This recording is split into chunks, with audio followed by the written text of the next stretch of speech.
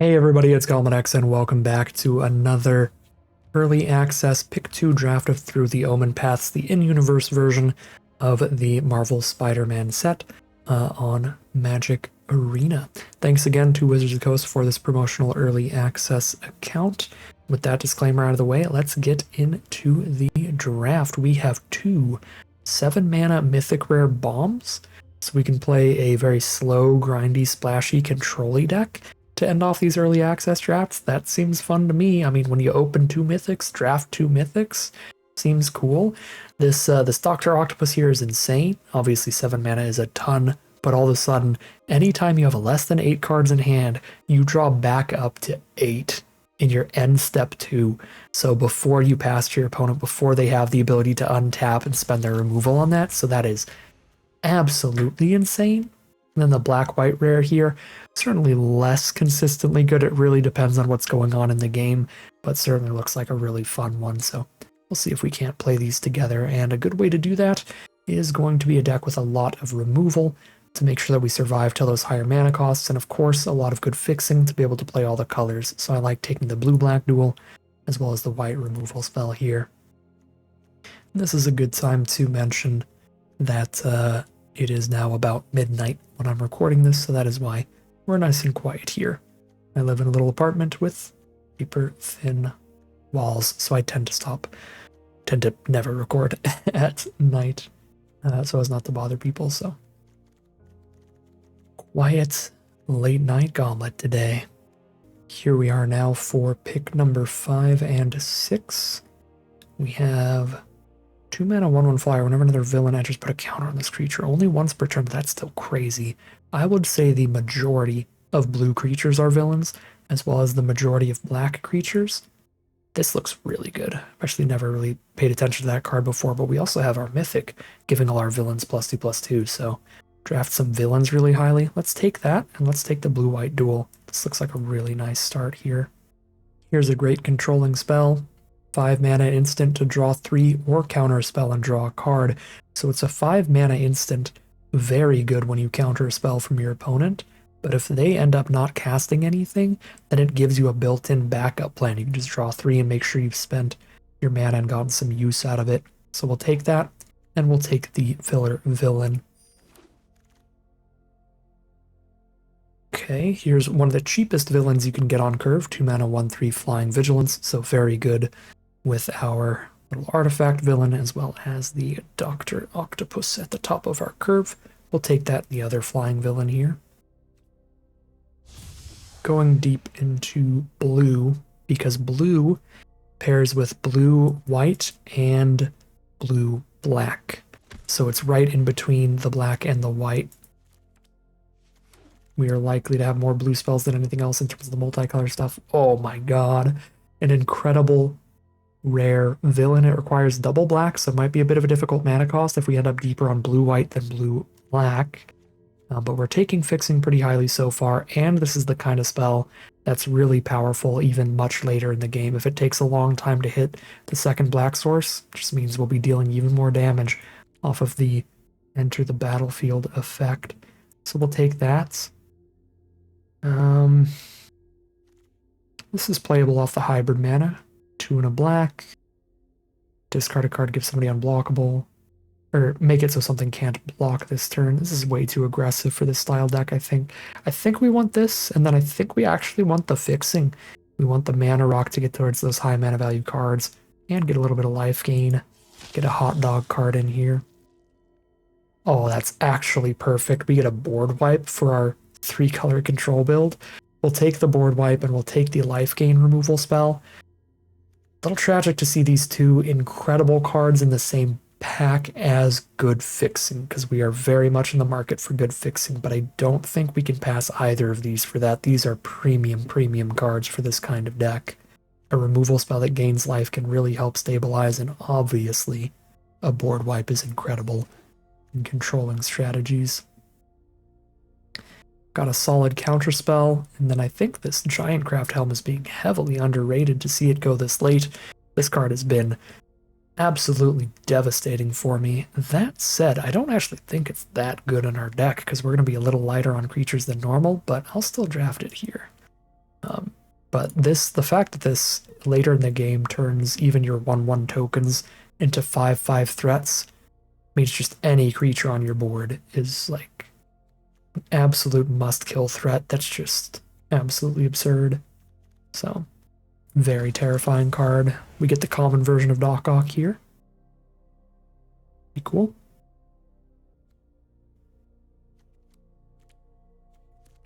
Take the on-color card and shove a green spell in the sideboard.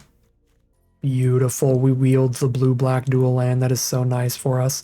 I like Doc Ock better than the whatever the 4/5 Death Touch thing is, but because of the legend rule, I would still rather take my first copy of the other one than the second 5-mana common Doc Ock. Did we get any artifact? Any equipment auras? Yes, we have our one rare equipment, so that makes the aura and equipment tutor pretty good. 4 mana 3/2 plus draw that great equipment. So we'll take that. There's also a good colorless villain here. If it ends up in our grave, we get some 1/1 flyers off of it. That looks good for the deck. Yeah, solid little pick here. We're not going to have a ton of spiders here. We're much more on the villain side. So even though this is a hybrid mana cost where we could play this for 1 and a white, I don't think it fits in here super well. Also, white has definitely become the splash. We're blue-black at the core. Okay, here's a great removal spell, Scorpion Sting on the early creatures, and that is the same name between versions. And then the Unstable Experiment, which I think is also the same name. Draw 2, discard 1 if you have a creature on the board. If you don't have a creature on board, you don't get to connive, so you'd only draw 1 card, but pretty good if you have a creature on board. There's a university campus, though. So there's a blue-white duel. I'll actually take the blue-white duel. And it would not be the craziest to take this Peter Parker. 1 and a white for an 0/1 and a 2/1. I mean, decent value. Even if we're never playing the green. But I'm not going to do that. We'll just take removal and fixing. Another 2-mana villain. Great. The flying one. Perfect. And then, sure, we'll take the reasonable one as well. A little conniver.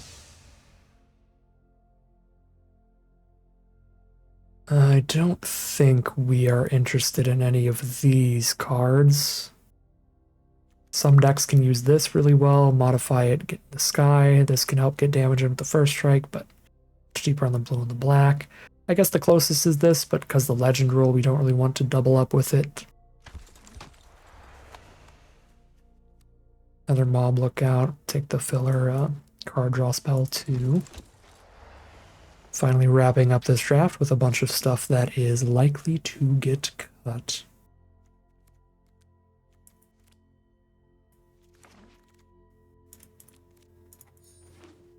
All right, let's build this beautiful deck, shall we? It's going to be quite a controlling deck, so we don't need the standard critical massive creatures that you do in your general mid-rangey decks leaning slightly aggressive. Like most draft decks end up being, where you want that 15 to 17 creatures. We can go a little bit lower on that count to focus more on interaction and our board wipe, our really powerful spells here, our counter spells as well. So these all look really strong. The sudden strike off the splash is fine. The leap, not the greatest. The secret identity, not the greatest. And the pastries are not the greatest, but I think I like them better in here than these two combat tricky things. The helm, or Doc Ock's tentacles, is also not actually insane in here because we're going to go for a lower creature count. But I think because we have the way to tutor it out, it's still definitely worth running. So I'm going to keep it in. Keep the Wombo combo. Anytime we draw this, before we draw this, we're very happy. Research team is quite slow, so that's a potential cut here. Keep as many villains as possible for our vexed bots.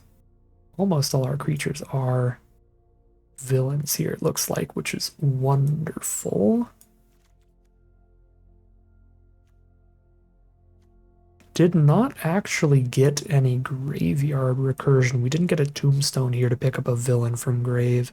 So I'm not sure how I feel about the self-mill, especially when I could end up drawing 8 cards in the end game. We could really mill out incredibly fast at the top of our curve. Okay, so these are all the potential cuts. We need to cut 10 cards here.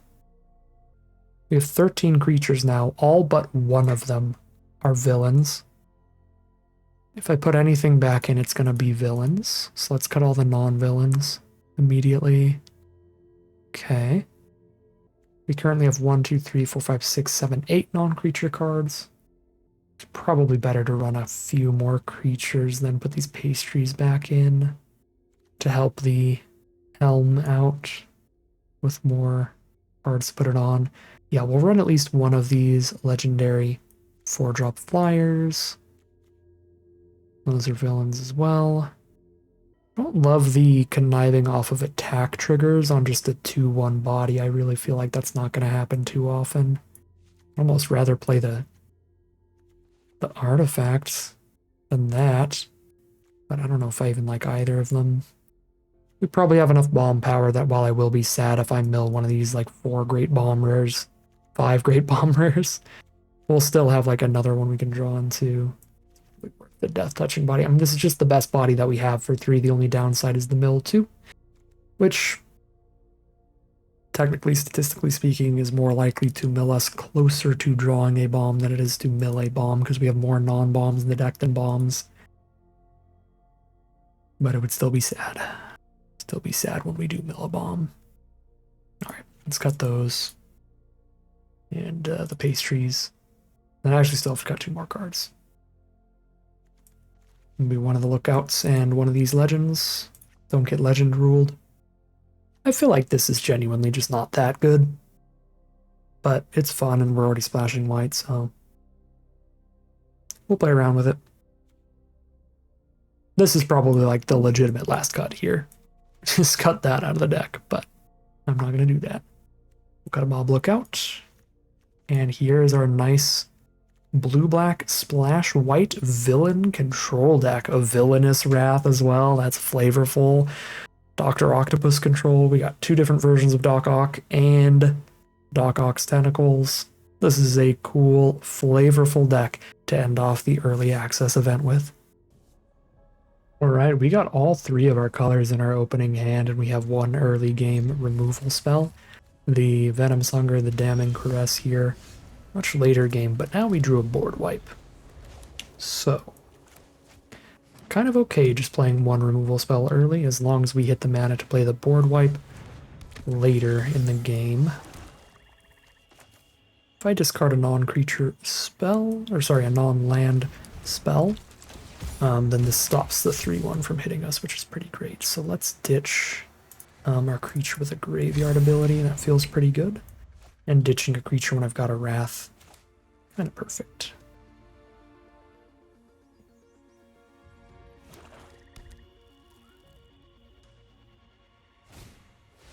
Okay, they go ahead and spend removal on the 1/4. That is fair enough. We'll play our tap land and have the option of spending removal on their 3/1 here, but will not take that. I do need to draw a second black source, and we don't know if we're going to do that, so it'd be the worst play ever to just clear it off the board. But I'm just going to take it here. Hope we find the black source. Oh boy. Well, even if we don't find the black source, that is a way better card to kill now. We might go for a counter here. If they play a creature pre-combat, that's perfect for us. Counter that and tap both of their attackers to slow the game down. If they play any spell pre-combat, actually. Oh. Okay, I think I need to kill this if they're not playing anything pre-combat. Go to 11.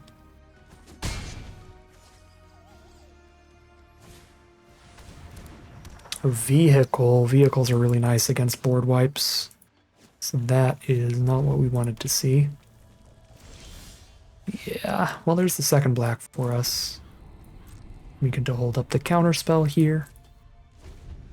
For any non-creatures they play. That's a creature, so that's fine. There's Wrath this turn. We'll have to deal with this vehicle. If I had instant speed removal again, I'd I'd blow up the chariot, but sadly I do not.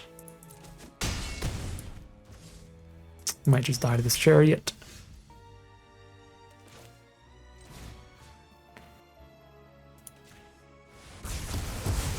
Come on, lands. So I can trade life totals with them.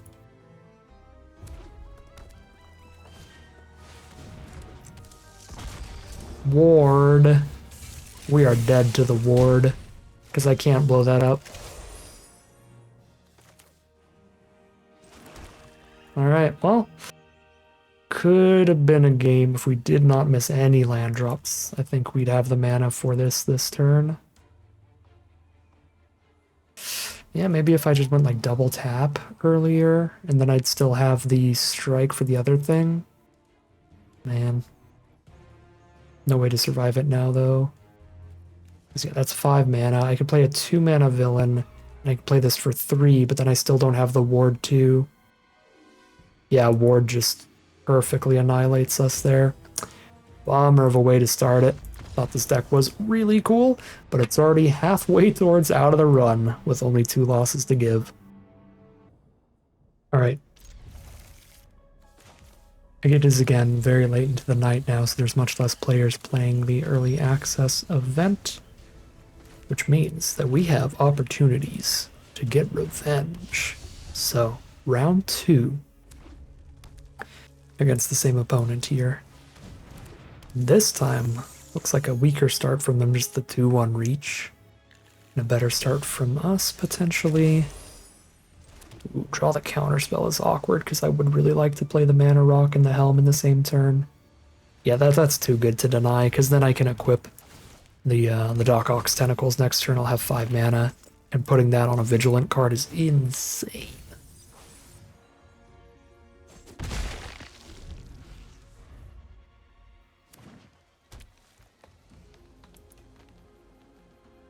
They've got the Fulgund here, and then there is the Craven 3/4 Vigilance. Make them have it. Show me the removal or perish. Luis, no. LSV.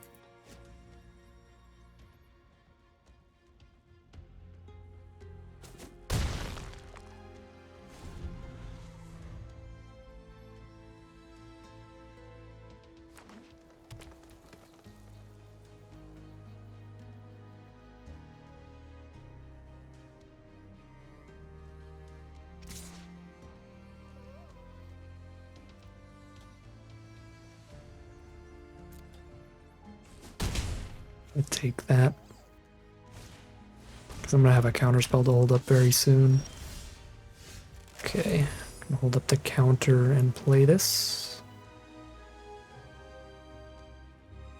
Yep, 1 mana off from our big lifelinker. The saddest part about the big lifelinker is I don't think we're swapping life totals here. I think I'm just playing a 7 mana 5/5.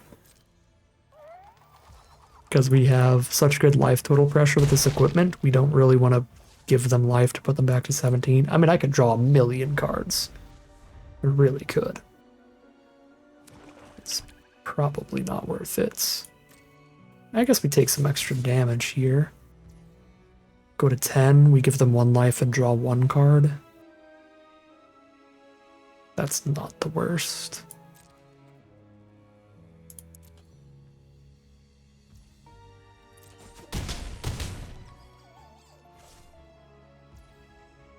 No spell. Alright, we hold on to this.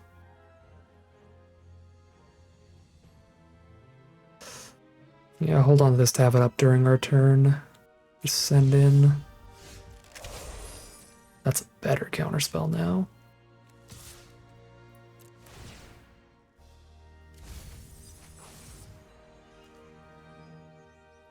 Only as a sorcery. Tragedy.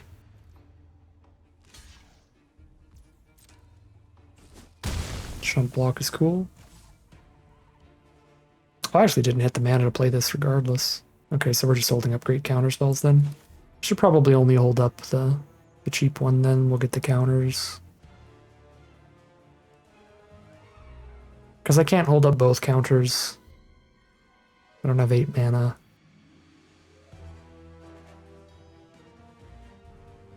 Yeah. I guess the alternative here really is hold up a counter spell and eat a food as a potential. Shock. Annoying, but not good enough to counter. It's not killing us or anything.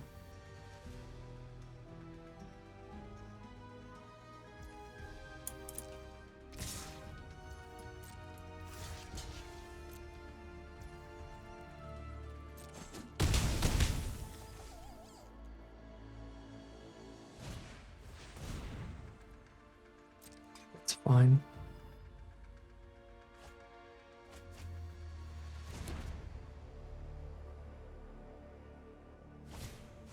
That is not fine.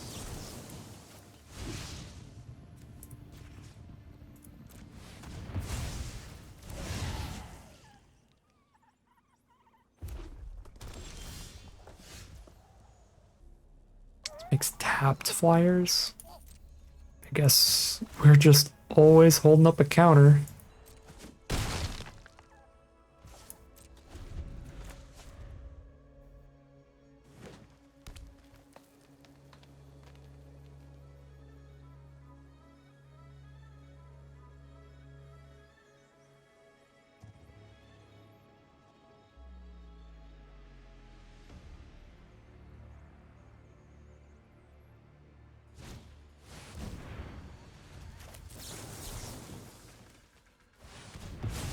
None of that, so we attack right through it. And that's the game. We get our revenge. We get our grunge match. We are 1-1 and into game 3. Ooh. Both 7-drops in the opening hand. No black source. There's no way we can keep this as much as I want to. To draw perfectly for that. Well, that might just end the run. Because I either have to mold a 5 or keep this sketchy 6. Alright, I'm going for it. Be a sad way to end it, but that is how things can end when you only have 2 losses to give, so.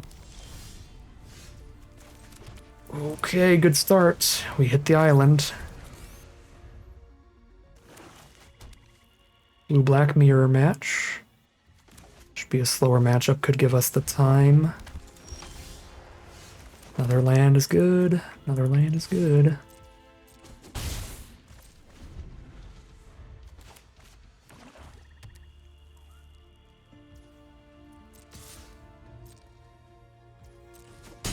Down to 18.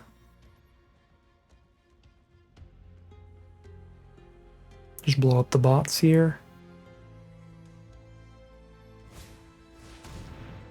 Well, that's very good against it. That's pretty frustrating. Tap land and then Wrath next turn. I could have maybe sent that attack in, threatening to have the 3-mana flash villain flyer. They probably would have just blocked. I mean, it's very early in the set, and then that would have been really bad for me. But if this were like an arena open or something, and I like know that they've played the set a lot, I'm like, they'll definitely think that I have the flash villain and I'll get a free kill here. So technically this is going to die, my Vex bots is going to die to my board wipe anyway, so I could block for that reason. But that then looks really suspicious that I would be okay with trading it into just like a 1-1. And then they might not play another creature to the board, so I think it's actually better to not... to just take the extra, I guess, 2 points of damage. To be much more likely to get full value on this Wrath.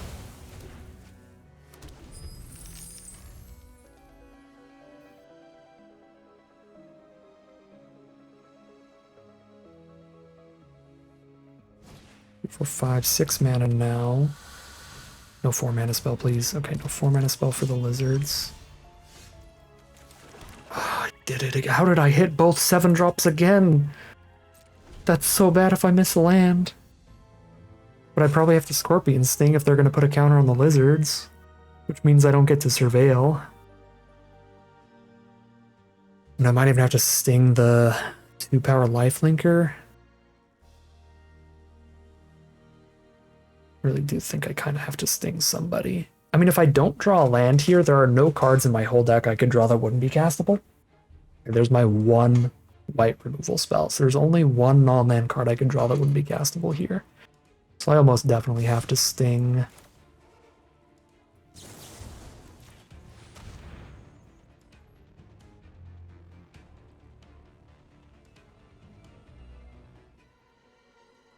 Combat trick here. This would be a really weird time to see +4/+4. What is this deck?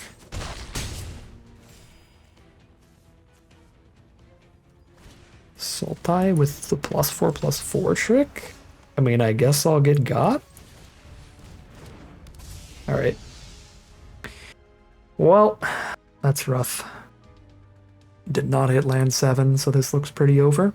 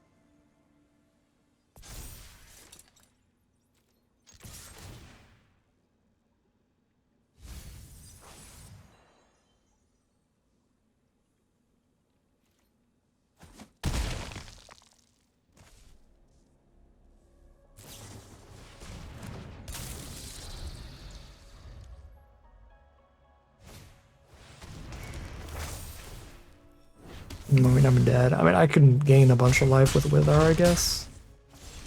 If I hit the land, I can't hit the land. Rough draws there. Alright, that'll do us in.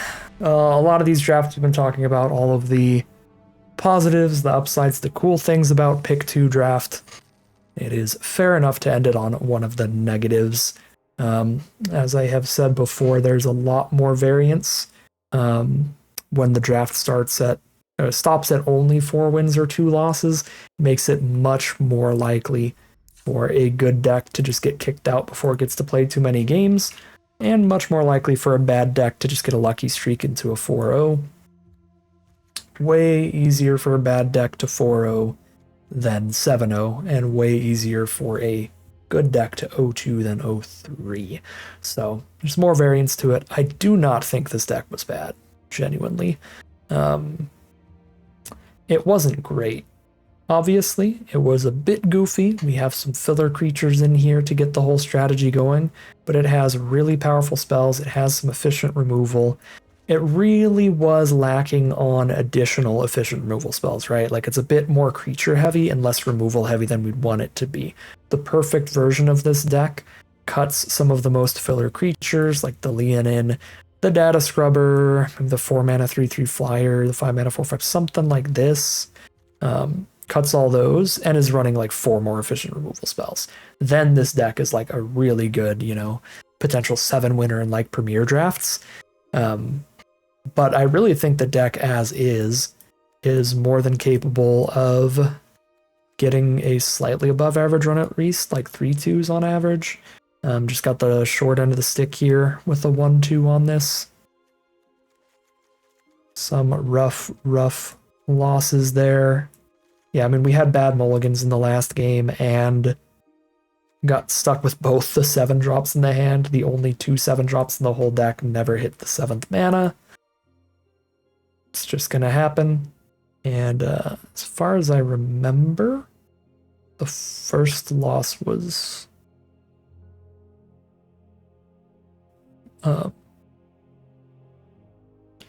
moderately similar. Our opponent just curved us out too fast. We're like, they curved out, we board wiped, and they still played. Yeah, it was the gigantic ward creature that finished us off. The ward completely won them the game. If they played basically any other creature, we could have gained the 2 and had the time to work towards stabilizing with a 7 drop in the end game. Never got to actually draw the big lifelinker that's incredible at stabilizing. That would have been really good in all those games. So, a lot of little things that worked against the deck there that are just kind of variance-based. But the biggest thing that we could have potentially controlled was getting more efficient removal over these creatures. But I don't remember really passing up on Scorpion Stings or Caresses at any point. But that would have obviously helped. If we did, we could have made the deck better than just have these 5 pieces of interaction and the 1 board wipe. Yeah, I'm bummed. This deck was really cool. I want to play with it more. I want to try it more, but I can't. I'm out. I don't care about getting a 4-win run or anything. I just want to try to play this more, and I cannot. Alright. Cool deck. Fun deck. A shame it has to end there. But the Through the Omenpaths Magic Arena version of the Spider Man set is coming out tomorrow, which means that we will be in the full draft season for the set, and I can draft as many times as possible to try to relive this really cool deck and try to find something similar that makes me as excited as this deck. I think this was the coolest deck that we ended up drafting. It is a shame that it was the deck we got to play the least amount of games with out of all of them. So hopefully, since the set's coming out tomorrow, I get to draft the set all the time, as much as I can, to find something similarly cool, and maybe that time we can get enough games to have a lot of fun with it. But that is going to end today's video. As always, I'd like to thank my patrons and YouTube members for their support, as well as you for watching the video.